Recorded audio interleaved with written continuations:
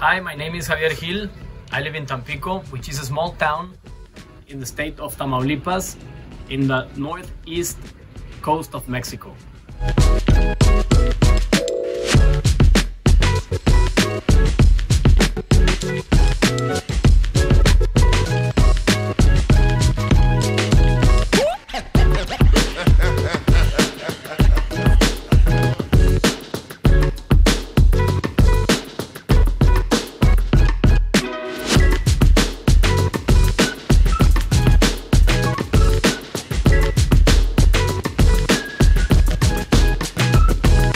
Spearfishing season in the Gulf of Mexico goes from around April all the way to September. But the best months to catch a big fish here, it's May, June and July. And besides, you get the best water visibility and the best climate.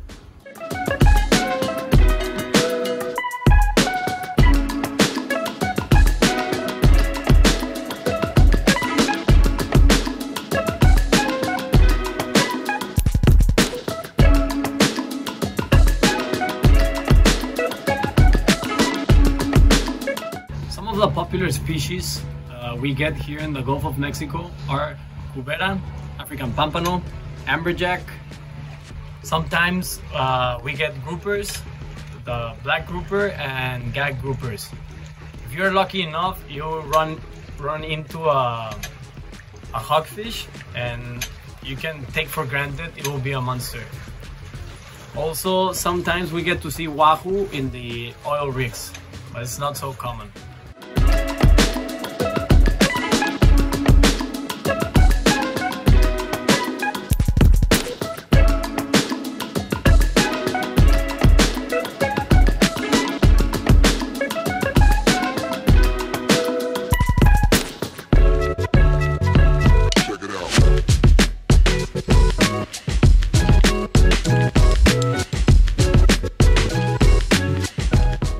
We use several techniques here to get fish, like chumming, flashers, but for me, the one that works the most is to generate curiosity on the fish.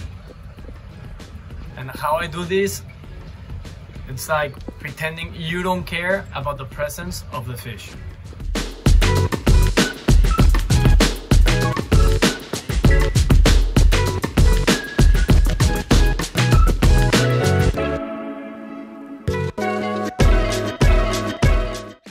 I've dove in several places here in the Gulf of Mexico, and from what I can tell, the Gulf has a lot to offer. Last year in February, I was spearfishing huge wahoo out from Galveston, Texas. The spots we spearfish the most here in Tampico are, well, the oil rigs. There's a reef called Arrecife Calaveras in the south, just outside from Tampachiche, Veracruz. The depths there go from, I don't know, 40 feet all the way to 90 feet. Also, there's another reef to the north from Tampico. It's called Moron. Well, it's out from Moron. And there's a lot of fish over there. They have amberjack, cuberas, cobias.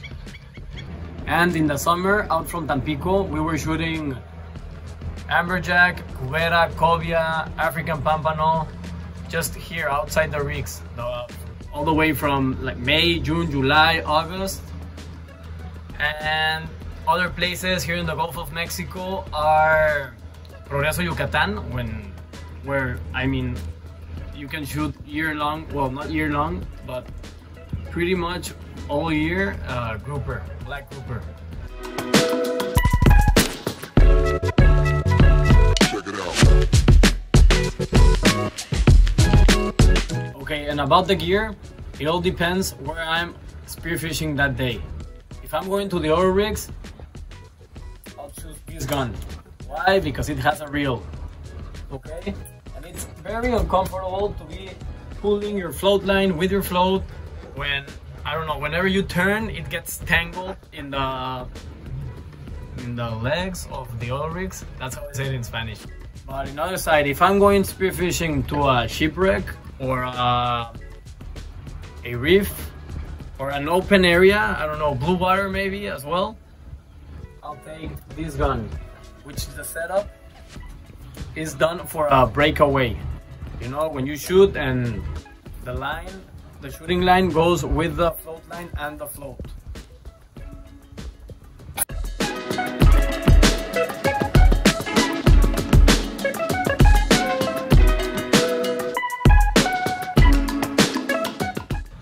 And my most exciting experience I've had in spearfishing here in Tampico, well, not in Tampico, I think in my whole life, it was one time we went to the oil rigs spearfishing, me and a friend of mine.